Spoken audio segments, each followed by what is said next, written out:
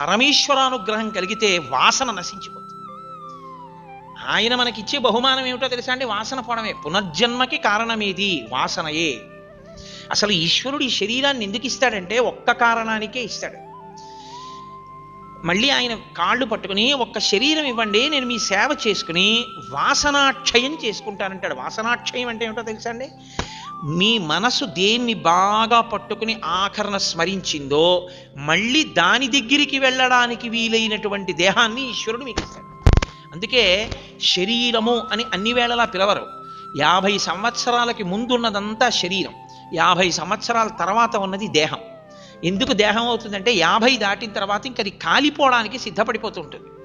అది చెప్తూ ఉంటుంది, నీకు ఈశ్వరుడు ఇచ్చాడు దీన్ని, జాగ్రత్త సుమా, ఇంకా ఇది వెళ్ళిపోయే సమయం ఆసన్నం అయిపోతుంది. ఇది ఉంటుందని నువ్వు అనుకుంటున్నావు, కానీ ఇది ఉంటుందని నమ్మవద్దు. ఇది వెళ్ళిపోతుంది, ఇది దహింపబడుతుంది, కాలిపోతుంది. ఇది కాలిపోకముందే దీన్ని నువ్వు వాడుకో. వరద వచ్చే లోపలే తెప్పనెక్కి ఏరు దాటేయి. నువ్వు దీపం ఉండగా ఇల్లు చక్క పెట్టేసుకో. ఈ తెప్ప నీకు ఉండగానే దీంతో ఈశ్వరుణ్ణి సేవ చెయ్యి. ఇక ఈశ్వరుణ్ణి సేవించలేని స్థితికి ఇది చేరిపోయే లోపల మనసుకి జవం ఇచ్చేసి ఆ మనసుతో ఈశ్వరుణ్ణి సేవ చేసేయగలిగిన స్థితికి ఎదిగిపో. అప్పుడు ఇంకా నీకు పూజా సంపుటం అక్కర్లేదు. కన్నులు మూసుకుంటే దేనైనా తెచ్చేసుకునే స్థితికి ఎదిగిపో.